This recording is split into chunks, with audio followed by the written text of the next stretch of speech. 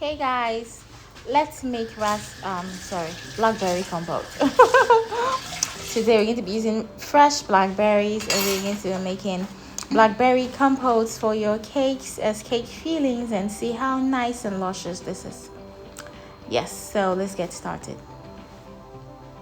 Hi guys and welcome back to my channel. Okay, so recently I started a series on frostings and fillings for you guys, like different kinds of delicious frostings and fillings from all around the world. So today we're going to make it a different a different delicious filling, and it is absolutely amazing. So let's get started. So first things first, you're going to be needing a saucepan, and preferably a non-stick saucepan, and then some lemon or lime juice, and then some sugar, and of course some blackberries, and of course some water, and of course some cornstarch. How many times have I said that? Of course. Okay, so today we're going to be using fresh blackberries, and I'm using fresh organic blackberries. So I like to buy organic ones because my customers deserve the best. Okay, so moving on. Okay, so you want to start with 50 grams of water, and then you want to put your cooker on very low heat. So you want to pour your water in your saucepan, and so that way when you pour your raspberries into your pan, it doesn't start to burn, or it doesn't come in contact with just the bare pan and then just sticks to it immediately. So this was a trick I kind of found out a couple of weeks ago, so you're welcome. Okay, so the next thing you want to do is take 400 grams of blackberries, and this is my blackberries. You do know how I sauce them? In the summer I use fresh ones, like when blackberries are, I keep saying raspberries, when blackberries are in season I use fresh ones and still buy in bulk so I can freeze them in bulk. But in the summer, like in the winter, I use frozen ones, but in the summer I like to go to those women around, like usually those people by the roadside or in the metro. That's where you get like the best fruits for your cakes and fillings and stuff, and they're usually cheaper than in the store and stuff, so you're welcome. So now we're going to take 400 grams of blackberries, and then we're going to pour it inside our saucepan, and make sure to clean it beforehand. I cleaned them the day before. It's important that when you want to use berries to maybe make compotes or make fillings or just to decorate cakes, you clean them the day before, because they retain water a lot. That way the water would have drained out a little, yes, by morning, so you won't half of your ingredient that you weighed won't be water and stuff, if that makes sense. Okay, so you want to pour that in the pan, and then you want to mash it a little. You don't want to mash it too much because we want there to still be juicy chunks of blackberries in our compote. Okay, so to that we're going to be adding 200 grams of sugar. Okay, so you're going to pour your sugar into your blackberries almost immediately, and then you're going to leave it to reduce as much as possible. That way the sugar is going to enter your blackberries and sweeten them up a little bit. So you want to stir and just make sure you bring this to a boil, and then just let it reduce as much as possible. Okay, so you want to stir this and keep stirring so like the blackberries can absorb the sugar as much as possible. Okay guys, so if you want to see my other creamy cake fillings that I use for my customers and stuff, I'm going to leave the link right up here for you. I have this special cake filling made out of powdered milk. It is delicious.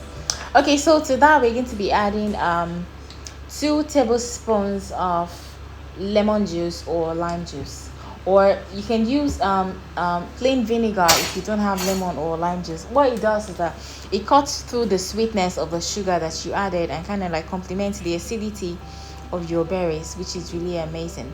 I know it's a little bit runny right now, but don't worry, we are going to fix that.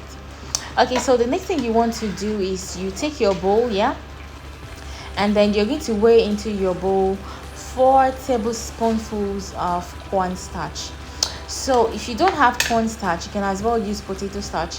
In this part of the world, cornstarch is not as popular and not as cheap as potato starch, so it's like acts the same way.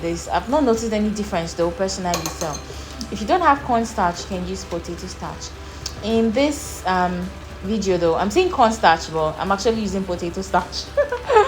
Okay, but they work like in the same way. So you want to add 4 tablespoons of water into your 4 tablespoons of cornstarch, and you want to stir it really well. You don't want there to be lumps, because if there are lumps, you're going to transfer your lumps into your compote, and then there will be just chunks of flour chunks inside your compote, and you don't want that. So make sure you stir it really well and there are no lumps, and then pour it into your your mixture and stir it almost immediately.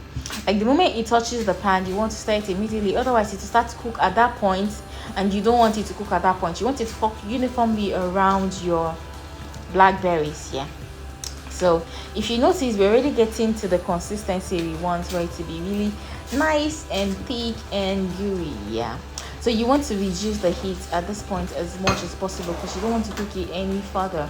You just want the heat that is already inside to bring it together as much as possible. And see how luscious this looks.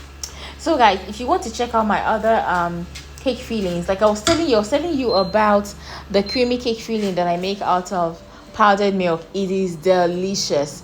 It is fattening, but it is delicious. If you're not worried about being fat, I promise you love it, because it is absolutely delicious.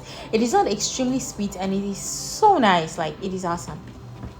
Okay guys, notice the consistency of our filling. See how nice and gooey it is. So usually when I make this filling, I make it in really large batches. Like, I make it in really large batches, and when I'm done, like, I can make about maybe 5 liters of it and store it, and that lasts me for about maybe 3 to 4 weeks. And what I like to do, I don't really like put any preservative or anything, but what I like to do is, for each batch like this, I like to add like a tablespoon of vodka. It serves as a preservative, and it won't make it spoil on time or have mold while you keep it in the fridge and stuff, just to be on the safer side.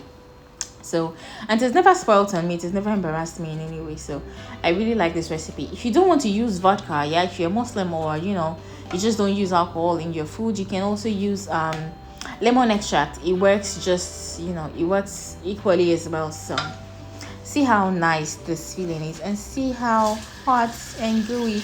You could put a spoonful in your mouth right now and you'd be in heaven, except that it will be like hell heaven, because it will burn your tongue.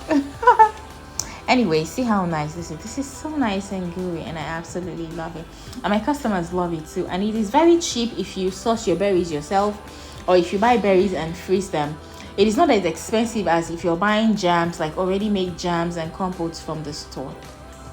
Okay guys, thank you so much. If you enjoyed this video, please leave me a comment in the comment section below, and please leave me a thumbs up. Please give me a thumbs up on this video, I'd really appreciate it. And if you haven't subscribed to my channel, like, what are you waiting for?